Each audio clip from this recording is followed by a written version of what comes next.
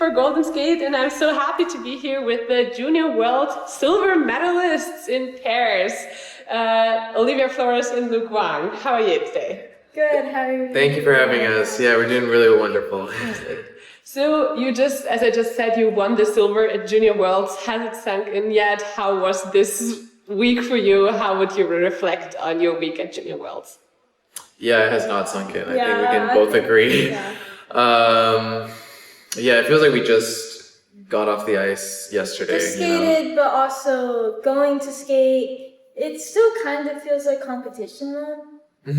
But yeah, I think this week, every time we go to competition, the week just flies by. And so you don't really get time to reflect.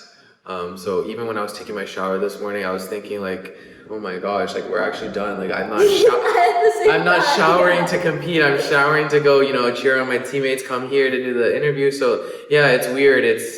But no, I think we'll give ourselves time, make sure we give ourselves time after we get back home to reflect and think about the competition experience. How were the reactions after you won the silver? What did you get, messages maybe did you get from home? All love. Yeah. My mom, so for her, it was in the morning and she was just going to work and she was getting messages. So she was like, whoa, this is special. I'm going to do something. So she bought her office like donuts and she called me as she was giving some of her office like donuts and just shared that with me. Yeah, for me, my parents, it was like 7 a.m. So it was just a pretty good time. They woke up and watched, they sent me good, kind messages, supporting, and they actually sent me this photo from 2016 Worlds in Boston that was the first time I ever watched a pairs event, and I had this selfie with Sui and Han. Yeah, after in the awards ceremony when they won silver as well. And I was like so little, but yeah, and they were sending me like that picture and they was like, look how much you've grown since then. And yeah, it's been great. Awesome.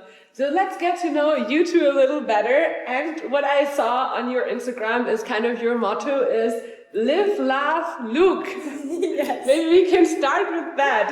Why does this represent you so well? Yeah, why does this represent us? No. It comes from Live, Laugh, Love. And then my nickname is Liv, so that was easy to tie in. And my name is Luke. Yeah, so we have alliteration. I think we are very light and energetic people. And so it really captures the essence of our personalities and even like our banter and our communication and our partnership. Yeah, so we try to keep training light, keep our days really fun, energetic, upbeat, exactly positive, and so I think that live, laugh, Luke is a good slogan for that message. How did you team up? How did you meet? I think it was like 1.5, 2 years ago. It was 2022.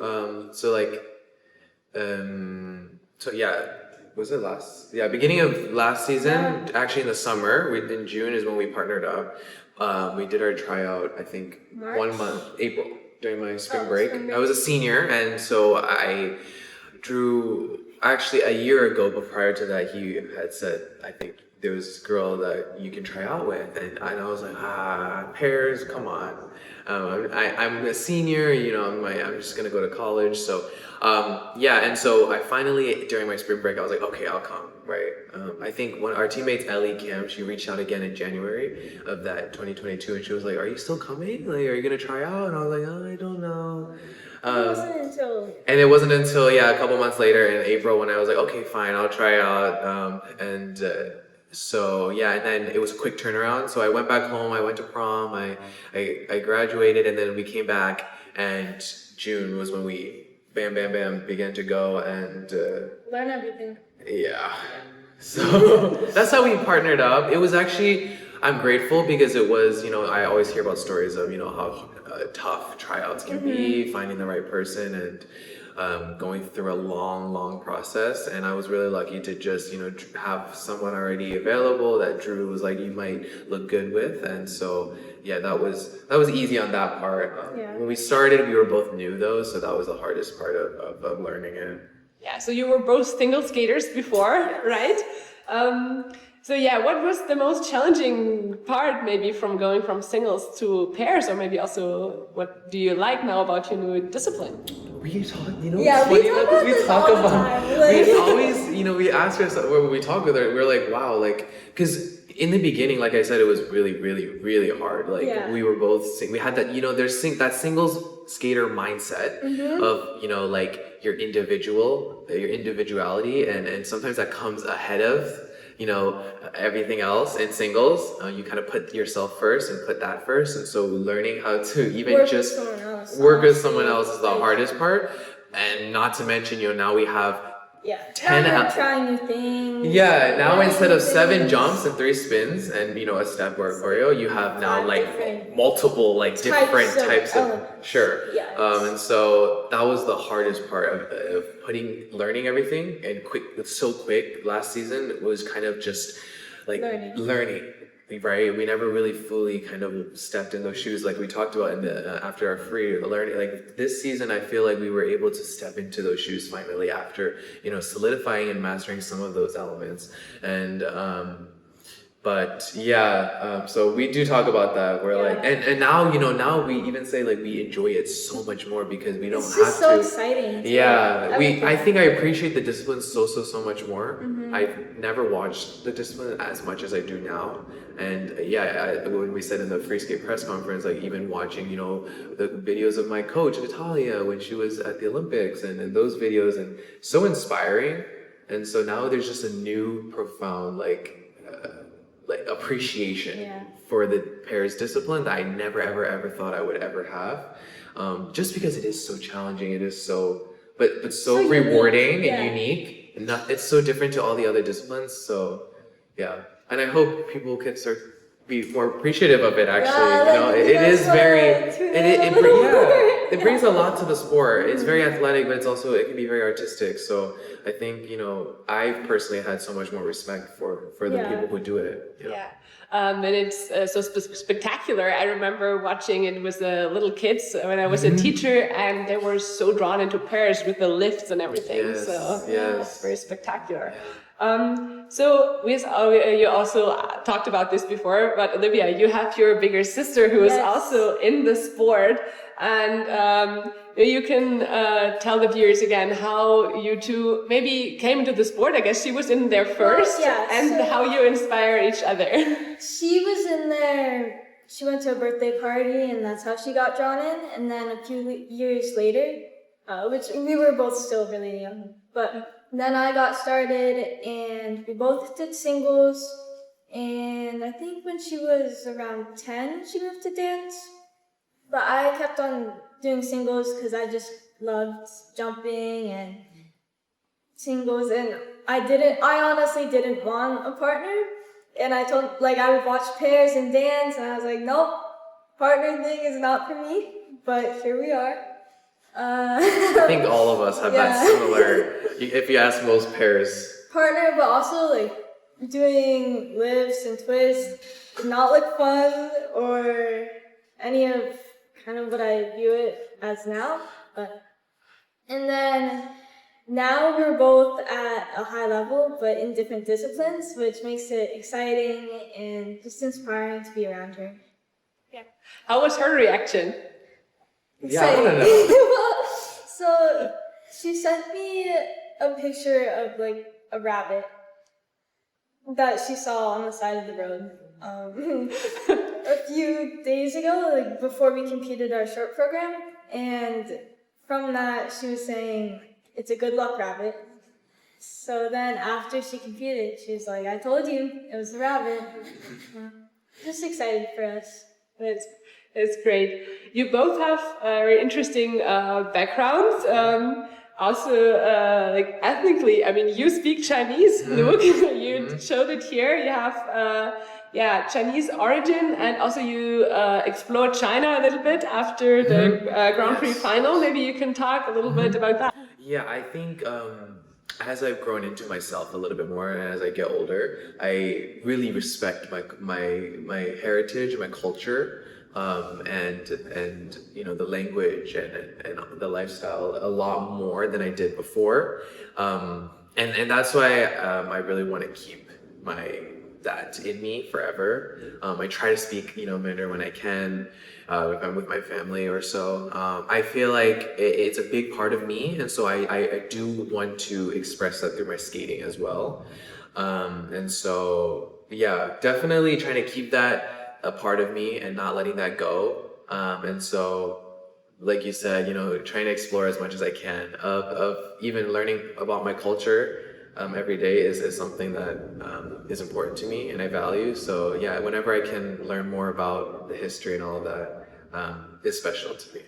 So yeah, you stayed in China a few days after the Yes, final. I Maybe did. what did you explore there? Yeah, we went to the wall, the Great Wall, which was amazing. The last time I went, I even have pictures of this, but I was like maybe 2, 3, 4, so I don't remember it at all. And so it was good to do things that I haven't been to China in a while. So it was you know, good to do things that I didn't remember back in the day. So yeah, we went to the wall. What else did we do? We went to the Pearl Market. Just everything that we did not, at least for me, I never remembered doing. Yeah, we ate Peking duck and all of that, which I do eat regularly when I'm at home with my family. So it's good to feel familiarity when I'm competing and when I'm outside and in a different country. It's nice to feel those senses of familiarity. Makes me feel right at home. Can imagine. Yeah. So, Liv, you also have family all over the globe. I explored here. After the short, you came with a little bear that said Saipan, and we found out it's an island in the middle of the Pacific. So yeah, you have also family all over the world, it seems. Yeah, I have a pretty big family, just extended, and they also they're spread out. So it's nice because sometimes if they're in Europe, we had family come to Austria. And that was Netherlands. special. Yeah, she has an aunt in Croatia. Croatia. Yeah. So she came to watch our first international with the Challenge Cup in It Netherlands, was where we met a year you. ago, about this week. So then we also saw a bunch of flashbacks from last year. Yeah. We'll see how far you've come. Yeah, no kidding. Okay, now let's talk a little more about skating, or maybe what are your next steps? So you had a very successful season. Let's look a little bit ahead. What do you want to work on in the off season? How do you think that will look like? Yeah, we're gonna upgrade our jump content. Oh, for sure. We kind of dabbled in with it a little bit. Definitely upgrading that. Artistry, I think, yeah. Explore a little bit more angles and sides of our skating and to our musicality and our performance. Kind of broadening our connection between each other and deepening. Building on our energy. Yes. You had very expressive and very characteristic programs this year, but I guess you'll have 2 new ones. Did you think already about it? Not guessing you will reveal it, but what can we expect? Maybe a direction. A little bit. Actually, you probably don't know this, but Drew, actually this week, he was like, I wish you guys could keep your Star Wars and see what we can do even more with it, because it feels still so fresh. I know you often hear skaters say like they get very bored or tired of their programs either midway or towards the end of the season, and we still don't feel that every time we do that, we're near the end of it. Yeah, it feels like so new and so amazing every single time we get out there and perform that. And so he was just like, maybe we should keep it for one more year and see where it can go even more. But that was just, I don't even know if you know that, but that was just an idea. I did not know that.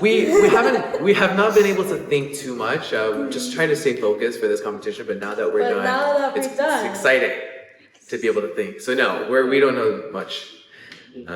Yeah. Maybe is there any direction that you want to go for the future, but maybe not this season, next season, but any kind of music that you dream skating to? I love a good tango. They're powerful and so but so vulnerable, and those pieces are my favorite. I think of Sui and Han at the 2022 Olympics. They're short. Just it's so. I like that genre a lot. What about you?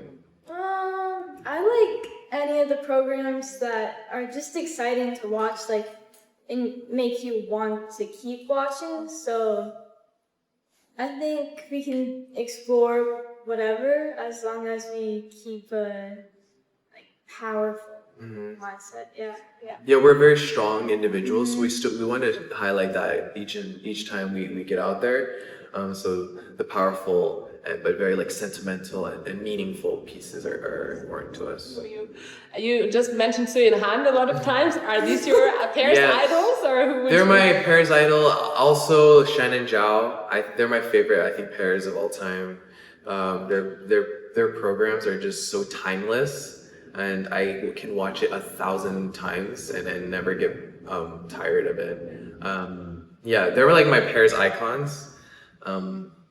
We also really like Alexa and Brandon just because they're from the US and USA. Inspirational to see, anybody else that you're thinking of? I'm thinking back to all of the videos that we watched of or that our coach Natalia sends, and just the older skating and how it's so pretty and very in sync. Yeah. I was even thinking about this earlier today, how pairs as a discipline has kind of evolved over the decades and the years. And it's very interesting to see where it can keep on building. Even in the 90s and the early 2000s, it felt very I feel like they emphasize telling a story. Yeah. And so, even with Natalia, the Don Quixote program or the Rachmaninoff, just telling that story, very, very, very much. And then now kind of more. Now it's more expressive. Yeah, with lyrical pieces, lyrics and so kind of interesting to see how the dynamics have changed and evolved. I feel like now there's even more big and drama and all of that. So it's nice to see, interesting to see how the sport changes. But yeah, so many inspirations. You just mentioned your coach Natalia, and that's actually a good point. You seem to have such a good team spirit. I think that also is maybe part of your success with the so-called Vasa pairs. Maybe you can talk a little bit about that. Yeah, I'm so awe-inspired by Natalia and Drew and their impact they've made on the sport as skaters and as coaches. And every time, for example, I was telling you this when we were getting out on the free skate, I was like, wow, I'm thinking the fact that my coach is an Olympic champion and is a pairs legend. I feel so proud and there's so much pride knowing that I'm learning from the best of the best every single day. And then also, having our training mates with us, and we were at nationals, we won our junior title, and then we saw our teammates Ellie and Danny win their senior title. And so that keeps pushing us, not just even at competition, but that spirit in practice, in training every day keeps us all motivated and keeps us all pushing forward and continuing to build off of that energy each and every day. Yeah. Really beautiful to see. You mentioned also, maybe to make it a little bit more clear, where you're going next season. Is it going to be senior, junior? I think you're going to mix it up a bit. Senior domestically. Senior domestically for sure. I heard about some because she's not age eligible. We're not age eligible for senior next year. But I did hear that because there's talks of how in junior they want to raise the age so they could spread the age range a little bit. And then there were also talks because if they do that for junior, why cannot we do that for senior? So move it 17 back down to 16 so that we can keep the age range similar to junior, how they wanted to open up that age range. So I don't know if that will be voted on. We'll see. We'll after have to Worlds see. or what. But if so, yeah, we would love to, mix it up. do some senior For sure. challengers, maybe stuff like that. But yeah, we did find out that you were not age Yes, eligible. She that turned was 17 new. 1 month right after, so Okay. Yeah. Let's see. Yeah, so we will see where next season leads you. Maybe off the ice, you are still a student. You just said you graduated high school last year. Are you studying something now? Yeah, I took a gap year, and I do want to start college some sort, whether online or community college or something like that. Kind of jumpstart a little bit of that as I'm training. Good to keep things, separate, so my mind's not always on skating. So that's kind of where I'm at. I know she'll be in senior year next year, so yeah, exciting things. So how you manage the school? Are you still going to a normal high school, or are you also doing online? I do all. I go. I have 3 online classes and then 3 or 4 in-person classes. So in the morning I skate, and then in the afternoon I go in person, and then when I can, I do my online school. So it's very busy. So I guess It is very busy. I see. Luke, next to skating, you also started your own podcast. We just already see you are good with talking. So I can imagine you're a good podcast host. What can the listeners expect when they want to listen? I think I'm a born talker. So I always have something on my mind. The other night, we were at the dining room, and I ended up talking to Tanya, and for a long time, just talking about history of things and all of that. I don't know. I find myself talking about so many different things. So, I figured why not? It's called off ice hours. So play on word for the office hours, and it's related to skating. So that was fun to kind of do on the side, talk about the experiences as an athlete. I think sometimes people don't hear that story too often, the insight from an athlete and what it's like. And your personal monologues and your rants and what you think about in your head or what you experience, mental health, all of that is so vital to our sport. So just being able to dabble into some of those topics is good, I think, just to bring some perspective, bring some awareness to these topics that most athletes deal with. And so, it's been going well. It's very important indeed, because most spectators, they just see the product on the ice. Exactly, yes. And so because it's so, the sport is so judged upon, the whole time, it is a judged sport. Oftentimes we forget about the process that it took to get there, or the journey and what you learn and the life lessons and all of that, which are so important on the side as well.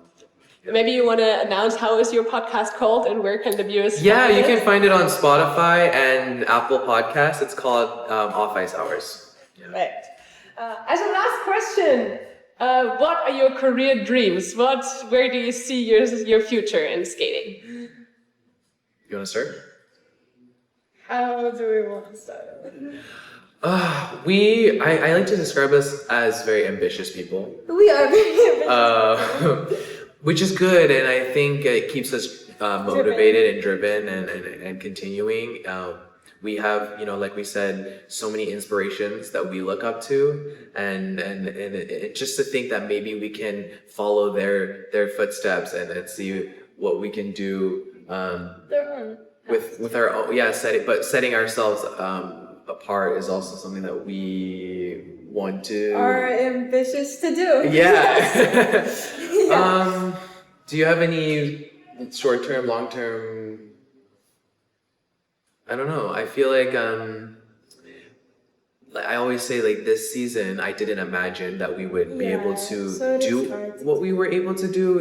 It felt, like after last season we were like coming into this season just with an open mind, try to learn some more, maybe gain some more experiences with whatever opportunities we were given, and to be able to do what we did was very kind of shocking to us in a way. So that's what you ask. It hasn't settled in. I almost sometimes feel like this whole season has not settled in. It has.